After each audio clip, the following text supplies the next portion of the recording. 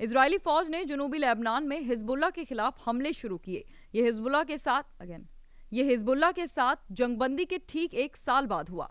Lebanon की सरकारी national news agency ने कहा कि इजरायली जेट जहाजों ने लिटानी नदी के ठीक शुमाल में अल महमूदिया और अल जमरक पर कई हमले किए। इजरायल ने जंगबंदी के बावजूद लेबनान पर बार बार बमबारी की है और आमतौर पर यह दावा किया है कि वो हिजबुल्लाह के अराकीन और इंफ्रास्ट्रक्चर को निशाना बना रहा है ताकि हिजबुल्लाह को फिर से हथियार बंद होने से रोका जा सके। लेबनान के पीएम नवाफ सलाम ने कहा कि उनका मुल्क एक तरफा जंग में शामिल है जो बढ़ रहा है। हमलों के बाद एक बयान में इजरायली फौज ने कहा कि उसने जनूबी लेबनान के कई इलाकों में हिजबुल्लाह के दहशतगर्द ठिकानों पर हमला किया और उन्हें तबाह कर दिया।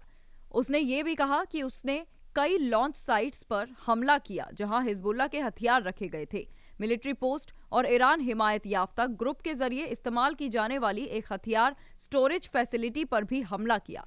उसने कहा कि इजरायली फौज इजराइल मुल्क के लिए किसी भी खतरे को खत्म करने के लिए काम करती रहेगी। इजराइल ने कहा कि सीजफायर के बाद से वो हिजबुल्लाह के इंफ्रास्ट्रक्चर को तबाह करके उसके इंटेलिजेंस ऑपरेशन में रुकावट डालकर और उसकी मिलिट्री सलाहियतों को कम करके उसे फिर से इकट्ठा होने से रोकने की कोशिश कर रहा है।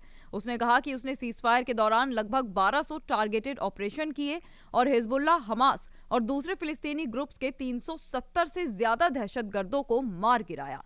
सीजफायर समझौते के तहत हिजबुल्लाह को इजरायली बॉर्डर से लगभग 30 किलोमीटर दूर लिटानी नदी के शुमाल में अपनी फौज वापसी लेनी पड़ी और वहां अपने मिलिट्री इंफ्रास्ट्रक्चर को खत्म करना पड़ा। सरकार से मंजूर प्लान के तहत लेबनानी फौज मुल्क के बाकी हिस्सों पर हमला करने से पहले साल के आखिर तक नदी के जुनूब में हिजबुल्लाह के मिलिट्री इंफ्रास्ट्रक्चर को खत्म कर देगी।